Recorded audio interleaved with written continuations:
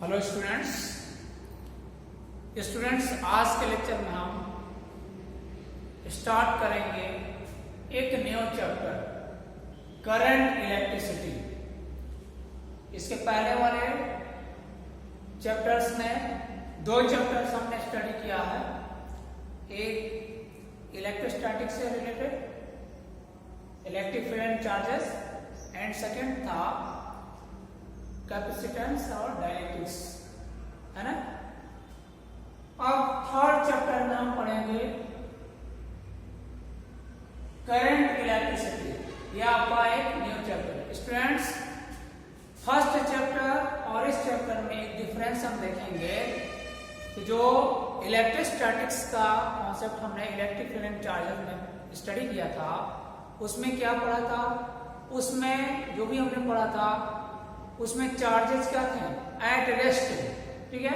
Charges rest position में रहते थे और उनके बीच लगने वाले अट्रैक्शन फोर्स या रिपल्सन फोर्स और अट्रैक्टिव और रिपल्सिव फोर्स और अदर टॉपिक्स के बारे में हम लोग डिस्कस किए थे। आज के लेक्चर में हम करंट इलेक्ट्रिसिटी से रिलेटेड टर्म्स को उठाएंगे और करंट इलेक्ट्रिसिटी में हम जो भी पढ़ेंगे उसमें चार्ज क्या होंगे, मोशन में होंगे, ठीक है। तो सबसे पहले हम डिफाइन करते हैं current electricity. What do you mean by current electricity? Current electricity, current electricity, current electricity. Students, if we talk about current electricity, student, we can say that the study of electric charge in motion is known as current electricity.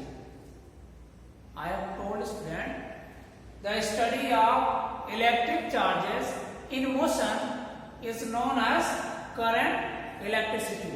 या आप कह सकते हैं the study of electric charges in motion is called current electricity. Okay students, क्या बताया हमने? The study of electric charges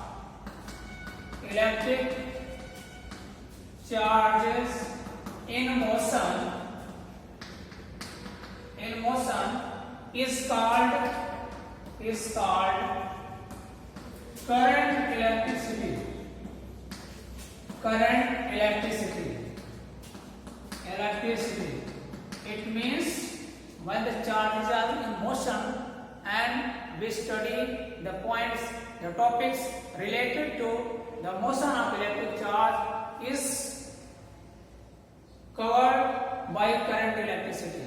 Okay, means under this topic current electricity we will study about the charges and charges will be in motion.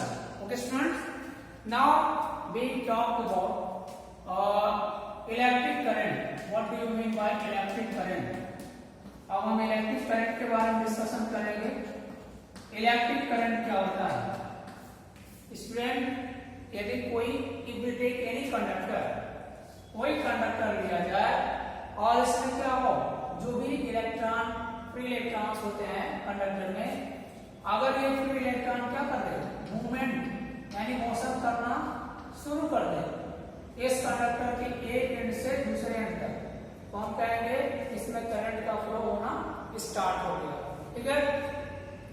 इसके पहले भी हम लोग पढ़ते आए हैं क्या, the rate of flow of electric charge through a conductor is known as electric current flowing through the conductor. It means student, एक टाइम इंटरवल में चार्ज जो फ्लो हो रहा है उनका क्या रेट है, rate of flow of electric charge through a conductor is known as electric current flowing through the conductor. तो लिखते हैं इसका स्टूडेंट क्या, the rate of flow of electric charge, the rate of flow of electric charge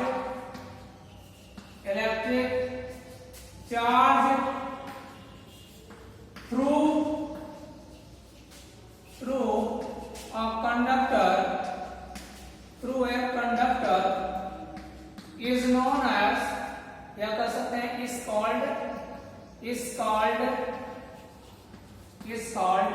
electric current, electric is called electric current flowing through the conductor, flowing through the conductor, flowing through the conductor. Okay student, यानी देखिए सबसे पहले हमने क्या देखिए इसको कैसे define कर देते हैं।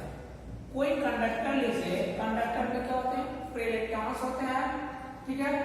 जब इस कंडक्टर को किसी भी इलेक्ट्रिक फील्ड में रखते हैं, ठीक है, या क्या कर सकते हैं, इससे के बीच क्या करते हैं, हम एक बैटरी जोड़ दें तो भी कंडीशन बन जाएगा कि बैटरी के पोटेंशियल के कारण क्या होगा, due to the potential of this battery क्या होगा, इस कंडक्टर की एंड्स के बीच क्या होगा, पोटेंशियल डिफरेंस जनरेट होगा, और इस पोटेंशियल डिफरेंस के कारण क्या होगा, इस कंडक्टर के हर एक पॉइंट पर क्या होगा, इलेक्ट्रिक फील्ड जनरेट हो जाएगा, और इस इलेक्ट्रिक फील्ड के कारण क्या होगा, जो कंडक्टर में चार्जेस होंगे उन चार्जों पे क्या होगा, फोर्स अप्लाई होगा, इलेक्ट्रिक फोर्स अप्लाई होगा, and due to that force electric charges will start in motion in the direction of force.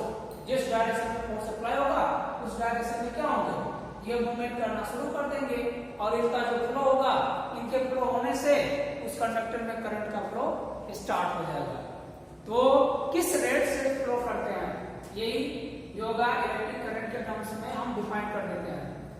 तो क्या, the rate of flow of electric charge through a conductor is known as electric current flowing through the conductor. Okay student, इसको हम दूसरे शब्द में भी define कर सकते हैं। In other words we can define this definition, yeah, in other words we can define this. How can we define? We can define it as, just take the charge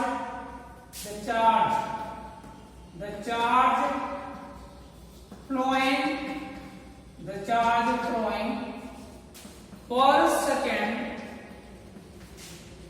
per second in an electric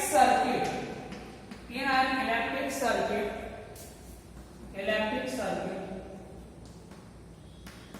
the charge flowing per second in an electric circuit, okay student, क्या होगा, is known as, क्या बता हमने, the charge flowing per second in an electric circuit क्या कहलाएगा, is known as electric current flowing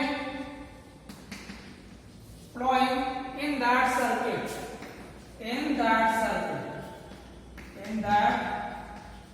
ठीक है।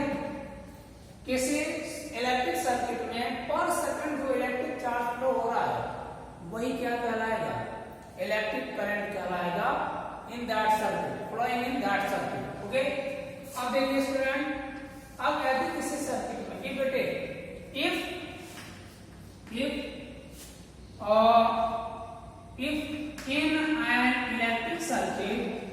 in an electric circuit, क्या हो जाएगा, small q charge, if in an electric circuit small q charge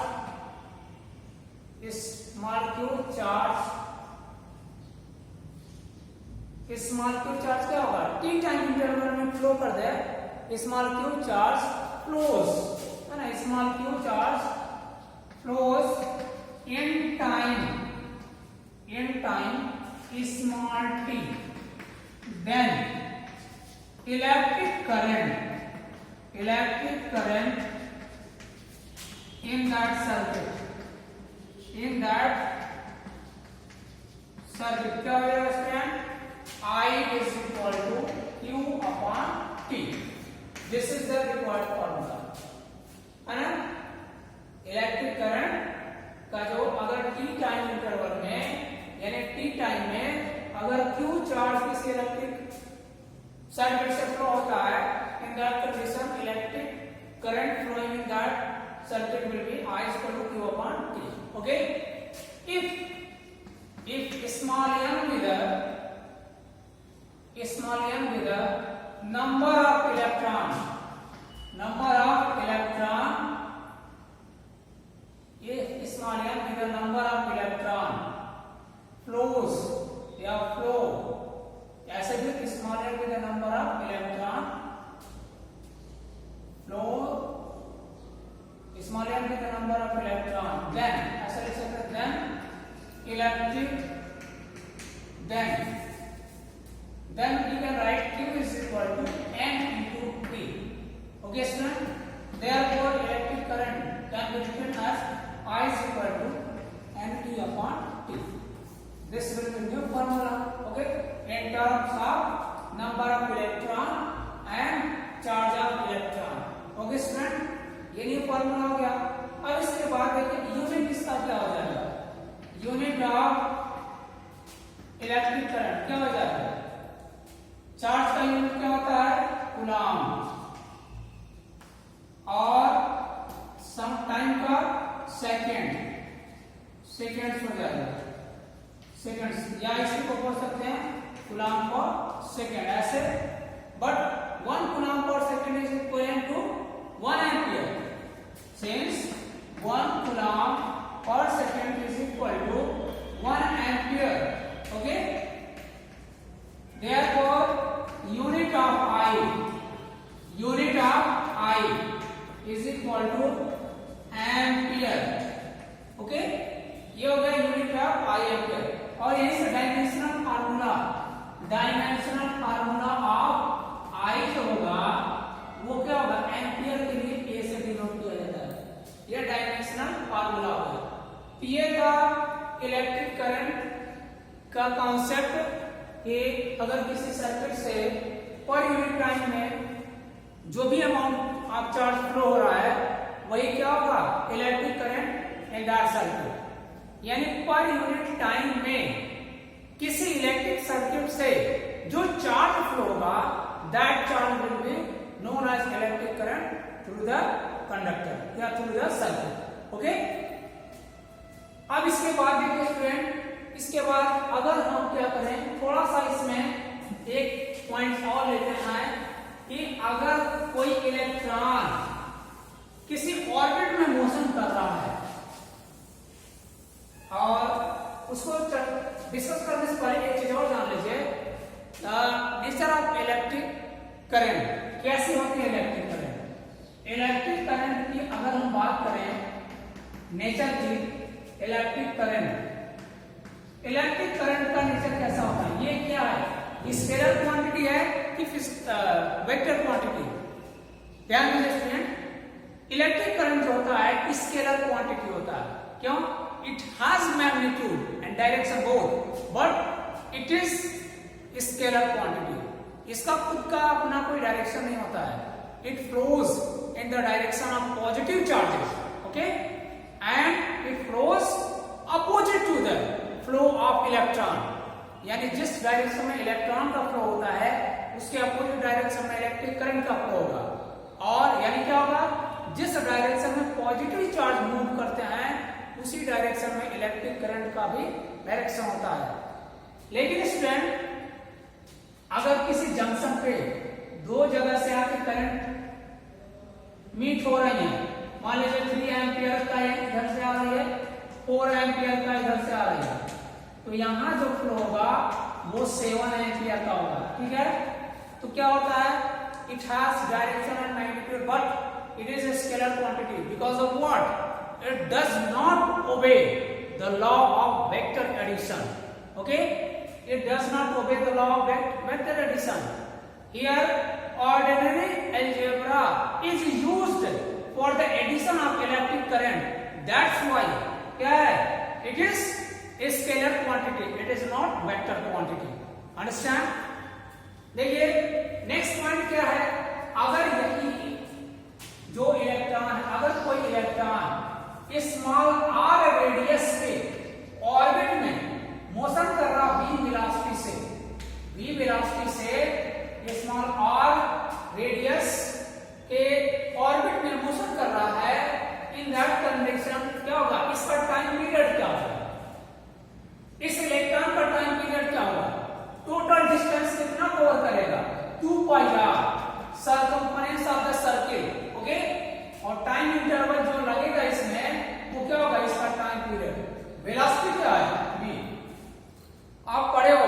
velocity is equal to क्या होगा, या स्पीड इज इक्वल टू क्या होगा, डिस्टेंस अपॉन टाइम। तो टोटल डिस्टेंस कितना कवर करेगा, 2 पाई आर। इसका स्पीड क्या होगा, स्पीड ऑफ इलेक्ट्रॉन v है। तो आप क्या करेंगे, यहां से टाइम पीरियड आप निकालेंगे, टाइम पीरियड निकालेंगे, क्या होगा student, time period t is equal to क्या होगा, आप जानते हैं कि speed is equal to distance upon time. तो time is equal to distance upon speed. तो डिस्टेंस कितना कवर किया, 2 पाई आर, और वेलोसिटी क्या है, v। ठीक है। तो अगर कोई इलेक्ट्रॉन क्या, अगर हम करंट निकालेंगे, एक ऑर्बिट में रोटेट किया तो कितना करंट फ्लो हुआ, तो देखिए r रेडियस से ऑर्बिट में v वेलोसिटी से एक इलेक्ट्रॉन मूवमेंट कर रहा है, तो कितना इलेक्ट्रिक करंट फ्लो हुआ, इसको हम फाइंड आउट करेंगे। ठीक है। अब देखिए t का value t is equal to 2 pi r upon v। तो यहां से फ्रीक्वेंसी क्या हो गया, फ्रीक्वेंसी ऑफ मोशन क्या हो जाएगा, nu is equal to 1 upon t होता है ना, तो 1 अपॉन t, यानी इसी का रिवर्स कीजिए, यानी क्या हो जाएगा student, v upon 2 pi r हो जाएगा ना। अब देखिए स्टूडेंट, यहां से इलेक्ट्रिक करंट कितना फ्लो होगा, अगर कोई इलेक्ट्रॉन 1 रोटेशन करता है अपने ऑर्बिट का, तो कितना इलेक्ट्रिक करंट, इलेक्ट्रिक करंट क्या हो जाएगा स्टूडेंट, इलेक्ट्रिक करंट क्या होगा, I is equal to Q upon T, आप जानते हो Q upon T, but here Q के रूप में क्या है, here Q is as electron, Q की जगह हम क्या चार्ज के रूप में इलेक्ट्रॉन ले रहे हैं, यानी Q is equal to E, और T क्या है, टाइम पीरियड है, टोटल टाइम पीरियड में इलेक्ट्रॉन जो मोशन किया हुआ है, तो small t is equal to capital T, या 1 अपॉन t की अगर बात करेंगे तो क्या होगा, न्यू। तो इस I is equal to Q upon T की जगह हम क्या लिख सकते हैं, I is equal to Q upon T की जगह, इसकी जगह T अपॉन कैपिटल T, और ये कैपिटल T ऊपर जाएगा, तो ये 1 अपॉन T के रूप में है ना, इसको क्या लिख सकते हैं, न्यू ना, E इंटू न्यू। ठीक है। अब इसके बाद देखिए वैल्यूज रख दीजिए, I is equal to E की वैल्यू तो वैसे ही रहेगा, न्यू की वैल्यू क्या है, V अपॉन 2 पाई R, यहां कर सकते हैं I is equal to EV upon 2 pi R, ये हो गया। यानी कोई इलेक्ट्रॉन स्मॉल r रेडियस के अगर किसी ऑर्बिटर में, किसी ऑर्बिट में v वेलोसिटी से मोशन कर रहा है, उसको अपना एक राउंड कंप्लीट करने में क्या होगा, इस ऑर्बिट में कितना करंट फ्लो होगा, उसकी वैल्यू हमने फाइंड आउट कर लिया, I is equal to EV upon 2 pi R। Okay student, तो आज के लेक्चर में हमने बताया करंट इलेक्ट्रिसिटी। तो करंट इलेक्ट्रिसिटी क्या है, the study of electric charges in motion is called current electricity. उसके बाद हमने करंट को डिफाइन किया था, इलेक्ट्रिक करंट को। इलेक्ट्रिक करंट क्या है, the rate of flow of electric charges through a conductor is known as electric current flowing through the conductor. In other words, if we talk about it in a circuit, तो क्या कर सकते हैं, the charges flowing per second in an electric current is known as electric current flowing through the या in that circuit।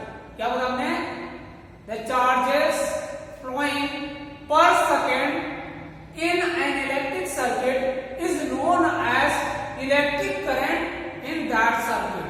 Okay student, उसके बाद हमने definition के अकॉर्डिंग क्या बताया, फार्मूला फाइंड आउट किया, I is equal to Q upon T।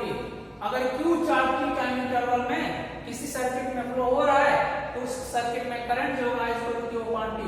अगर चार्जों के रूप में इलेक्ट्रॉन है और नंबर ऑफ इलेक्ट्रॉन क्या है, E है, तो Q की जगह N इंटू E हो जाएगा, और I is equal to N upon T हो जाएगा। ठीक है। यूनिट ऑफ I हमने फाइंड आउट किया, कूलम्ब पर सेकंड। क्यों, चार्ज का यूनिट कूलम्ब होता है, T टाइम है, इसका सेकंड होगा, coulomb per second. But coulomb per second का be written as 1 ampere. Okay, so in the place of on the place of coulomb per second we can write ampere. The unit of I is equal to ampere. From here we can write dimensional formula of electric current, that is capital A. इसके बाद student हमने क्या बताया, इसके बाद हमने अगर कोई इलेक्ट्रॉन v वेलोसिटी से r रेडियस के ऑर्बिट में मोशन कर रहा है, इस ऑर्बिट में उसके टाइम पीरियड के टाइम इंटरवल में कितना करंट फ्लो होगा, उसी के इक्विवेलेंट हमने इलेक्ट्रिक करंट फाइंड आउट किया। उसके बाद हमने ये भी बताया कि electric current is a scalar quantity, it is not vector quantity because but it has magnitude and direction both, but क्या होगा, it does not obey the law of vector addition, that's why it is known as scalar quantity. Okay, the vector quantity, those which are vector quantity, they always obey the law of vector addition, but in case of electric current it does not obey law of vector addition. Here ordinary algebra is used for the addition of electric current, that's why it is scalar quantity. Okay student, तो आज के lecture में बस इतना है, बाकी next lecture में आप नेक्स्ट टॉपिक के साथ डिस्कशन करेंगे। Okay students.